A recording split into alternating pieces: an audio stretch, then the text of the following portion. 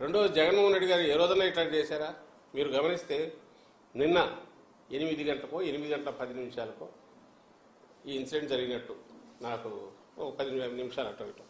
తర్వాత 2 గంటల పైగా ఆయన బస్సు మీద ఎక్కి అంత పెయిన్ ఉన్నా గాయం ఉన్నా ఎవరికి దాన్ని కనపడలే, రక్తం చూపలే, ఇంకోవట్లేదు.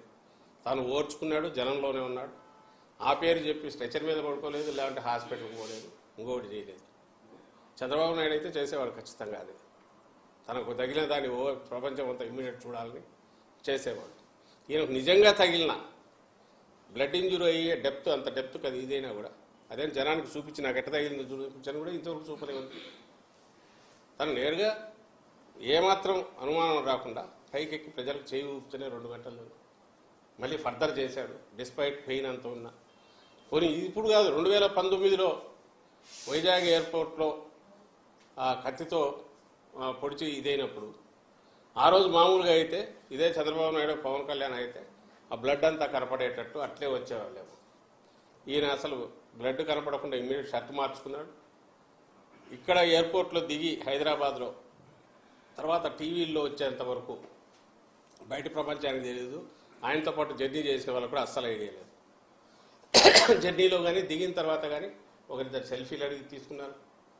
ఎక్కడ కూడా పంటి ఆ గాయము దాని గురించి కానీ తనను ఇచ్చేశారనే ఇన్సిడెంట్ బయట చెప్పుకోలేదు.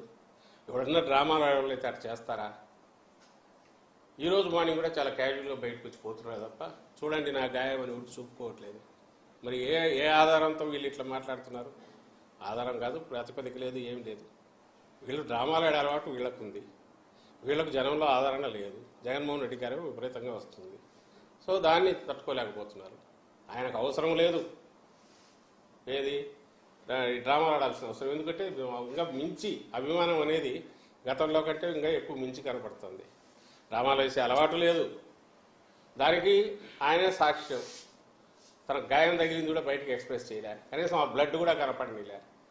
ఇప్పుడు లేదు, 19లో చేయలే. మరి ఏ బేసిస్ మీద అంటారు? పోనీ రాయితో ఎవడన్నా దూరం నుంచి కొట్టించుకుంటారని మళ్ళీ ప్రశ్నిస్తున్నాను. వీళ్ళల్లో మాట్లాడే వాళ్ళల్లో వాళ్ళ మనిషినే పెట్టి కొట్టించుకోమనండి. దూరం నుంచి కొట్టించుకుంటారా? కొట్టించుకొని డ్రామా అని రుజువు చేయమనండి.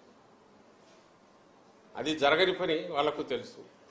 ఎందుకు ఇవన్నీ అంటున్నారంటే భయపడుతున్నారు, బాగా భయపడుతున్నారు. అయిపోయింది. ఇంకా ఈ ఎన్నికల్లో అడ్రస్ గల్లంత అయిపోతుంది. ఆదరణ లేదు. ఎక్కడికి పోయినా దడి కట్టుకొని మీటింగులు జరుపుకుంటున్నారు, బ్లోఅప్ చేసి ఫోటోలు వేసుకుంటున్నారు.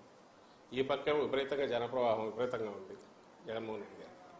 సో ఇదంతా వాళ్ళదంతా తెచ్చేసి దానికి ఒక భద్రతా వైఫల్యం యూపుల్ని డిస్కషన్ డైవర్ట్ చేయాలని, అసలు ఎవడు అటాకర్ అనే దాని మీద నుంచి మిగిలిన సంబంధం లేని ఇష్యూస్ మీద తీసుకెళ్లాలని, అలాగే ప్రజల్లో కన్ఫ్యూజన్ క్రియేట్ చేయాలని చేసే ప్రయత్నం తప్ప వాళ్ళ దాంట్లో ఏ పార్టీ ఇది లేదు. అది ప్రజలు కూడా బాగా అర్థమవుతుంది. అందుకే ఏవగించుకుంటున్నారు.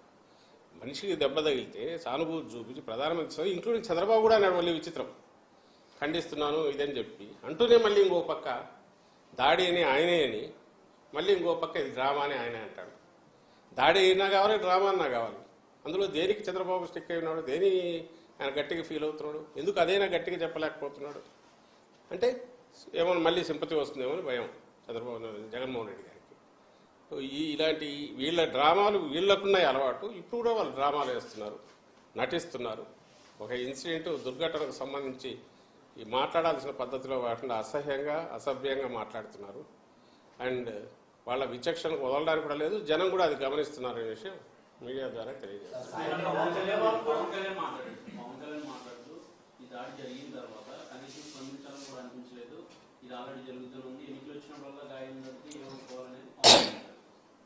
అదే దానికి ఆన్సర్ ఇవ్వాలన్నా కూడా ఇబ్బందికరమైంది. ఎందుకంటే ఎన్నికలు వచ్చినప్పుడు ఎందుకు జరుగుతున్నాయి, ఇంకొకప్పుడు ఎందుకు జరగలేదు అంటే అసలు అట్లా జరగడానికి చేయించుకోగలరు ఎవడన్నా?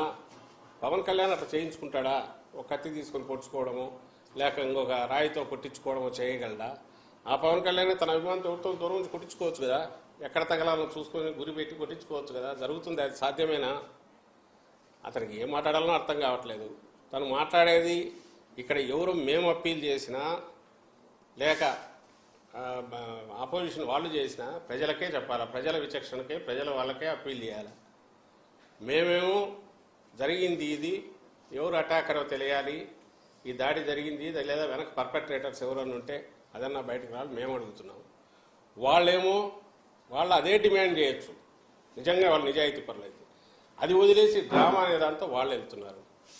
Public will judge. చంద్రబాబు సభలో కూడా కొంతమంది రాళ్ళు వేశారు,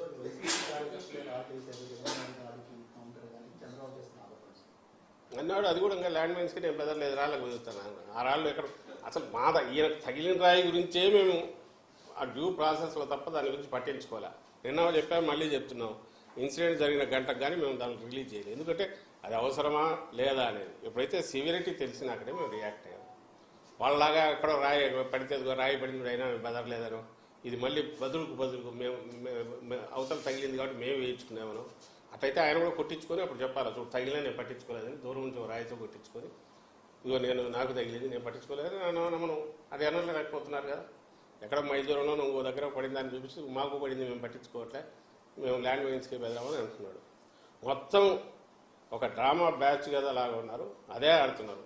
ఈయనకు తగిలింది కాబట్టి ప్రజల్లో ఏమైనా ఇది వస్తుందేమో, సింపతి వస్తుందేమో, కాబట్టి మేము కూడా చేసి దానికి పోటీగా ఇదిగో మాకు పడింది అయినా మేము పట్టించుకోవట్లే అనే చిల్లర పిల్ల చేష్టలాగా ఉంది తప్ప సీరియస్నెస్ లేదు ఆయన చేసిన దాంట్లో కానీ నిన్న జరిగిన సంఘటన.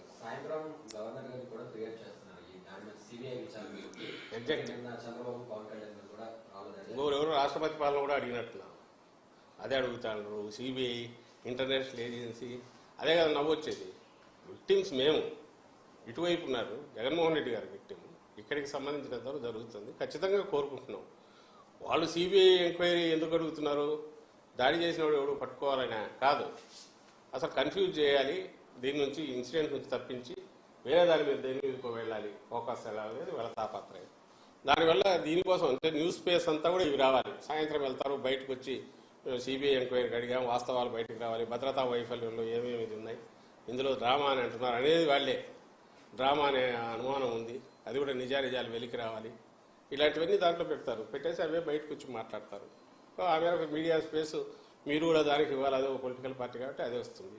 సో అసలు విషయం మీద నుంచి ఏమార్చాలా ప్రజలు, లేదా ప్రజలను కన్ఫ్యూజ్ చేయాలా, అనవసరమైన పాయింట్స్ ఏవో రైజ్ చేయాలా, అదే వాళ్ళ తాపత్రయమైనంతసేపు. కోర్ ఇష్యూ ఈ రోజు కూడా ఇప్పుడు మీరు జగన్మోహన్ రెడ్డి గారు మాట్లాడినారు, ఇప్పుడు సాయంత్రం మాట్లాడతారు, నేను గట్టిగా చెప్పగలను ఆయన ఇష్యూస్ మీదే మాట్లాడతారు. ఇదంతా చూపించుకుంటూ నాకు ఇదిగో ఇదైంది నా మీద దయ చూపండి లేకపోతే జాలి చూపండి అనేది అడగరు. చంద్రబాబు లాగా అలిపిరి జరిగినప్పుడు కట్టుకొని తిరుగుతారు వర్షం పెట్టి 6 నెలల పాటు, అట్లా చేయడు. ఆయన ప్రజల ఇష్యూసే మాట్లాడతారు జగన్మోహన్ రెడ్డి గారు. దాన్ని ఏమంటారు, ఏమేం చేశారో చెప్తారు. అటువైపు కూటమి వల్ల లాస్ట్ టైం వాళ్ళు ఎట్లా మోసం చేశారో చెప్తారు, బ్లెస్సింగ్స్ ఇవ్వమని అడుగుతారు. ఈ ప్యాటర్న్ ఉంటుంది. నిన్న జరిగిందని వాళ్ళు ఏం చిల్లర రాజకీయం చేస్తున్నారో ఎత్తి చూపుతారు. ఇది నేను అనుకుంటున్నా. ఇదే చంద్రబాబు నాయుడు అయితే మిగిలిన పక్కకు తోసేసి దాని మీదే మాట్లాడతారు. ఇష్యూ ఎక్కువ చేసి మాట్లాడుతున్నది వాళ్ళు, మేం కాదు. మేము ఒక్కసారి పోలీసు దృష్టికి తెచ్చినాక దాని ఇన్వెస్టిగేషన్ ఇదే జరిగి అసలు వాస్తవం రావాలని కోరుకున్నాక దాని గురించి మేము పట్టించుకోదలుచుకోలేదు. నిజానికి ఈరోజు ఇప్పుడు వాళ్ళు స్టాప్ చేస్తే ఈ వైపు కూడా స్టాప్ చేస్తాం, ఎందుకంటే మాకు దాని మీద ఇంట్రెస్ట్ లేదు. పెద్ద ఇష్యూ వచ్చి 1 నెల రోజుల్లో ఎన్నికలు రాబోతున్నాయి. దానికి సంబంధించి మేము ప్రిపేర్డ్గా ఉన్నాము. ప్రజల బ్లెస్సింగ్స్ కావాలని పోతున్నాం. చెప్పడానికి మాకు ఇన్ని ఇష్యూస్ ఉన్నాయి కాబట్టి అవి తప్పించి ఇలాంటివేమో చెప్పుకోవాల్సిన ఆగత్యం లేదు, అవసరము లేదు. అలాంటి ఆలోచన కూడా ఎప్పుడు లేదు. డ్రామా ఆడుతున్నది వాళ్ళు ఆడుతున్నారు. దాడి జరిగింది వాస్తవం, సీరియస్ దాడి జరిగింది అది వాస్తవం. అండ్ వాడు ఎవరు చేశారో చేసిన వాడు అనేది జరిగిన పద్ధతి కానీ ఆ ఫోర్స్ కానీ బట్టి చూస్తే వెనక పథకం ప్రకారం జరిగింది అనుకుంటున్నాం కాబట్టి అది కూడా బయటికి రావాలనేది మా కోరిక. వాళ్ళు సిన్సియర్ అయితే అదే డిమాండ్ చేయాలి, వేరే కాదు అడగాల్సింది. వేరే డిమాండ్ కాకుండా ఇది మాత్రమే పెట్టాలి. ఇన్వెస్టిగేషన్ జరగాలి, ఎవరు నిజం నిగ్గు తేలాలని వాళ్ళు అడగమండి, అది కరెక్ట్ ఈ టైంలో.